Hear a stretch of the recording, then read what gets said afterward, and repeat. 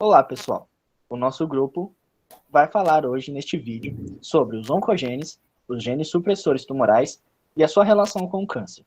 Os membros que compõem este grupo são Michel Gonçalves Ghisoni, Raoni Dantas, Rian Cândido Barros de Oliveira. Então, o nosso organismo, as células dos nossos tecidos mantêm-se em um ciclo celular, que consiste na divisão celular, a mitose e, quando necessária, a meiose, onde novas células são formadas a partir de uma pré-existente, e na morte programada, a chamada apoptose, dessas mesmas células que darão lugar para a formação de novas células. Na imagem temos um exemplo da mitose, que é uma célula pré-existente que se divide em duas, e a outra imagem temos a demonstração da apoptose ou da morte celular. O equilíbrio entre esses dois processos é de suma importância para a integridade e saúde do organismo. Ademais, para que haja esse equilíbrio, nosso corpo sintetiza diversas proteínas a partir dos genes presentes no DNA, que serão responsáveis por manter a homeostase ou o equilíbrio celular. Os genes no DNA podem sofrer mutações que resultam em proteínas incapazes de exercer suas funções originais. Como resultado dessas mutações, podem surgir tumores benignos ou malignos. A exemplo disso, temos uma foto de um senhor com um tumor. Existem duas classes de genes envolvidos na regulação e no controle da mitose e da apoptose, os proto-oncogenes e os genes supressores tumorais. Ou seja, esses genes estão envolvidos diretamente no controle do ciclo celular.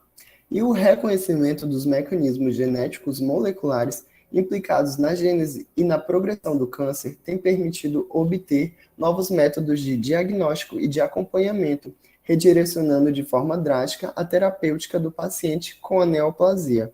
O câncer, a doença a qual estamos retratando, é uma doença genética no sentido de que o fenótipo maligno resulta de uma alteração genética que é transmitida da célula alterada para suas células filhas. Todos os dias, milhões de células se dividem no nosso organismo adulto normal, e a cada divisão celular estamos expostos a sofrer o efeito dos inúmeros carcinógenos ambientais. No entanto, o aparecimento e desenvolvimento de um clone das células tumorais é um evento que acontece raramente. Isto ocorre porque a célula necessita romper uma série de barreiras fisiológicas para se tornar cancerígena. As barreiras mais primárias são os próprios pontos de controle do ciclo celular. Os oncogenes são definidos como genes ligados ao surgimento de tumores, tanto malignos quanto benignos. São oriundos de genes celulares normais, conhecidos como proto-oncogenes, responsáveis pela regulação do crescimento e diferenciação celular. Os proto-oncogenes apresentam como função codificar elementos envolvidos em diferentes vias e abrangem moléculas, como os fatores de crescimento e seus receptores, reguladores do ciclo celular, proteínas de ligação ao DNA, fatores de transcrição, proteínas quinases, entre outras. Ou seja, os proto-oncogenes são genes normais responsáveis pela codificação de proteínas reguladoras da divisão. A normalidade, tanto nos genes estimuladores de divisão celular, os chamados oncogenes, como nos protetores ou bloqueadores do ciclo celular, os chamados genes supressores tumorais, podem conferir a uma célula vantagens de crescimento e desenvolvimento sobre as células normais. Cada uma das proteínas envolvidas no ciclo celular é codificada por um gene. Mutações nesses genes podem levar à desregulação do ciclo celular. Os genes que atuam de forma positiva, induzindo ou estimulando a progressão do ciclo, são chamados de proto-oncogenes, pois ao sofrerem mutações se tornarão oncogenes, cuja ação permitirá ganho da função à célula mutante. Ao contrário, as proteínas envolvidas no controle negativo do ciclo celular são codificadas pelos assim chamados genes supressores tumorais. Mutações neste grupo de genes se manifestarão pela sua falta de ação, mas o efeito final será similar: perda dos mecanismos controladores do ciclo celular. Já se sabe que há muito tempo a expressão imprópria de fatores de crescimento ou de seus receptores contribui para o desenvolvimento de neoplasias. As mutações envolvendo oncogenes são mutações ativantes e podem ocorrer por uma série de mecanismos: translocação cromossômica, amplificação gênica, inserção retroviral, mutação pontual, entre outros. Os produtos resultantes da ativação destes genes atuam de forma dominante. Isto é, a mutação de um único alelo poderá ser suficiente para conferir à célula uma vantagem em termos de crescimento ou transformação, levando à neoplasia em uma série de tecidos humanos. Aqui temos uma tabela que consiste na demonstração dos proto-oncogenes, bem como sua síntese e sua forma de ação, seu mecanismo e as neoplasias humanas associadas. Por exemplo, o proto-oncogene FMS, ele é associado à neoplasia humana, à leucemia. E o mecanismo de ação dele é a mutação puntiforme no gene. Outro exemplo é o proto-oncogene MYC, que é associado à neoplasia humana, o linfoma de Burkitt. E seu mecanismo de ação é a translocação no gene. Bem como o câncer de estômago, que é uma neoplasia associada ao proto-oncogene HST1, e seu mecanismo de ação é a expressão aumentada no gene.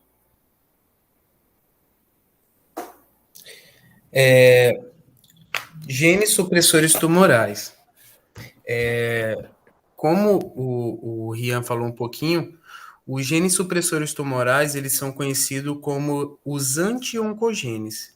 Eles, basicamente, eles vão, através da sua expressão gênica, produzir proteínas que vão impedir que os proto-oncogenes percam o controle. Eles vão basicamente regular de forma negativa o ciclo celular. Ou seja, os proto-oncogenes eles vão fazer a regulação do ciclo celular de forma positiva, né? Eles vão fazer o avanço do ciclo celular, né, no crescimento, na divisão celular, na multiplicação. E os genes supressores, eles vão produzir proteínas que vão se ligar a essas proteínas que fazem o avanço do ciclo celular, causando um stop, né? Fazendo essa regulação, tipo, chegou a hora de parar, ou vai atingir a fase G0 e vai ficar estacionada na fase G0 do ciclo celular, e assim por diante. Né? Então, os anti-oncogenes, ou genes supressores tumorais, eles são inibidores da proliferação celular normal, eles têm caráter recessivo e codificam proteínas que mantêm as células em G0, né? Eles são inibidores da proliferação celular normal porque os proto-oncogenes, eles são necessários para o crescimento, né? E para o desenvolvimento celular. Porém, quando ele não tem uma regulação negativa, que controle esse avanço, ele se torna um problema. Aí ele vai se tornar um oncogene, que já é um problema. Né? Os anti-oncogenes, eles são genes recessivos. Ou seja, para que eles possam agir, eles precisam estarem em pares de genes alelos, né? Então, eles têm que ter o seu par, um do lado do outro ali, para conseguir expressar a produção da proteína que competem a ele. Então, quando há mutação em pelo menos um dos pares alelos, já acontece a mutação, já acontece o silenciamento desse gene. Então, se acontecer o silenciamento desses genes, né, vai acontecer também o silenciamento da produção dos anti-oncogenes, permitindo que os proto-oncogenes se transformem em oncogenes. Os genes supressores tumorais agem de diversas formas. Eles agem com a interação com a matriz extracelular, eles agem com a regulação da transdução e com a regulação da transcrição do DNA. Como eu já disse, tudo isso relacionado na questão da regulação negativa do ciclo celular. Proteínas envolvidas no controle celular do controle negativo do ciclo celular são codificadas pelos genes supressores tumorais, né? E mutações nesses genes se manifestarão através da perda do mecanismo controladores do ciclo celular normal, como eu já falei. Ele vai deixar de ser um crescimento normal, já vai ser uma coisa, já um problema que já pode ser o início de um câncer. Próximo.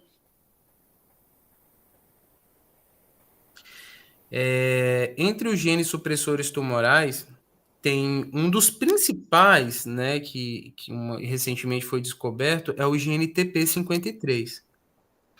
Esse gene TP53, ele foi encontrado, a mutação nesse gene está relacionada a mais de 50 tipos dos inúmeros tipos de câncer. Então, a análise, né, e a interpretação da proteína P53 expressada por esse gene pode ajudar como diagnóstico precoce do câncer, né, aumentando aí a sobrevida do paciente, as expectativas e melhorando o prognóstico, né? Então, como um dos principais genes supressores tumorais é o gene TP53. Consequentemente, né, uma das principais proteínas reguladoras do ciclo celular negativo é a proteína P53, né? O gene TP53 ele é conhecido como o guardião do genoma, né? Ele vai garantir a integridade do genoma e a proteína vai bloquear o ciclo celular, né? Como eu já disse, estou repetindo mais uma vez, ele vai bloquear o crescimento, né, excessivo. Então, ele vai crescer até o limite que é para ocorrer e chegar no limite dela, a proteína P53 vai agir causando o interrompimento desse crescimento. Não só a P53, mas tem inúmeras proteínas, inúmeros genes e proteínas anti-oncogenes, né? Mas, como eu disse, essa TP53 é uma das mais importantes. Ela vai agir também, ela age como guardiã do genoma, porque na divisão na replicação do DNA podem eventualmente acontecerem algumas trocas de bases nitrogenadas. Então, a qualquer momento, a proteína, o gene TP53, ele pode ser ativado, né? E ele vai poder causar a correção, promover a correção dessas bases nitrogenadas que podem ter sido trocadas. Caso ele não consiga trocar, né, corrigir, ele também pode levar a célula à apoptose, né, que é a autodestruição da célula, evitando aí a multiplicação de células com mutações que podem gerar alguns problemas, como, por exemplo, câncer, né? Próximo. Aqui tem uma tabelinha com alguns dos genes supressores tumorais, né? As neoplasias que estão associadas a essas mudanças somáticas, né? E neoplasias associadas com mutações herdadas. Como eu disse, né? A P53 está aí entre eles, e a neoplasia associada com mutações somáticas está a maioria dos cânceres humanos, né? E caso essa mutação seja transferida de geração para geração, está associada com a síndrome de Li-Fraumeni, que são também carcinomas de mama e córtex suprarrenal, sarcomas, leucemias e tumores cerebrais. Normalmente a proteína P53 as mutações dela estão associadas aos cânceres mais agressivos, né? Tem também a neurofibromatose, o NF1, né, que são schwannomas, que são células inibidoras de tumores que ocorre na bainha mielínica, né? Tem a NF2, que basicamente são na bainha mielínica e elas impedem a produção de tumores que que nascem na bainha mielínica dos neurônios, né? Então, elas podem desenvolver inúmeros tumores benignos que podem evoluir para tumores malignos. E entre outros, né, gente? Mas esses são os principais. Próximo. Bom, como já foi dito pelos meus colegas anteriormente, as mutações, tanto nos proto-oncogenes quanto nos genes supressores tumorais, elas podem desencadear processos de tumorigênese. E vale ressaltar também que os proto-oncogenes e os genes supressores tumorais, eles trabalham de forma antagônica para regular o ciclo celular. Por fim, vamos adentrar um pouco mais fundo, falando um pouco mais sobre as mutações em cada um desses genes. Começando pelos proto-oncogenes, que normalmente deveriam regular o ciclo de multiplicação celular, quando eles sofrem alterações em suas bases genéticas, a célula com material genético mutante pode perder o controle sobre o próprio ciclo mitótico. Além disso, no processo de tradução, o gene mutante pode sintetizar oncoproteínas, que vão agir inibindo as proteínas codificadas pelos genes tumorais, que irão levar a célula ou a se manter em G0 ou a apoptose, no caso, a morte celular programada. Ademais, poderiam também aumentar a produção de receptores de membrana para fatores de crescimento, que estimulariam a mitose dessas células. Bom, de qualquer forma e em qualquer uma dessas vias, a célula cancerígena ganha vantagens de crescimento e desenvolvimento, se proliferando de forma descontrolada. Temos também os genes supressores tumorais, que normalmente deveriam ser responsáveis por manter a célula em G0, impedindo que ela sofresse mitose e por desencadear o processo de apoptose quando as células apresentassem defeitos ou já estivessem, entre aspas, idosas. Contudo, quando sofrem alterações nas suas bases genéticas, das duas uma, ou esses genes vão sofrer mutações e começar a produzir proteínas ineficazes, ou então ele será completamente inativado. Em qualquer um dos casos, os processos que impediriam a formação de tumores são inativados, seja pela inativação de proteínas que iriam impedir a divisão celular, seja pelas vias de regulação de transcrição do DNA, como é o caso da P53. Portanto, as células, quando sofrem mutações nos seus genes supressores tumorais, passam a ter uma espécie de imortalidade, por perderem os mecanismos de apoptose. Bom, continuando a explicação, as mutações oncogênicas, elas são dominantes, já que, para sua manifestação, basta que um dos dois cromossomos sofra mutação, para que o oncogene seja ativado. Já as mutações nos genes supressores tumorais são recessivas, já que necessitam que ambos os cromossomos sofram mutação para que eles sejam inativados. Contudo, pessoal, vale explicitar que, no entanto, o aparecimento e desenvolvimento de células tumorais é muito raro. E esse evento é raro justamente porque a célula necessita romper várias barreiras fisiológicas para se tornar uma célula cancerígena.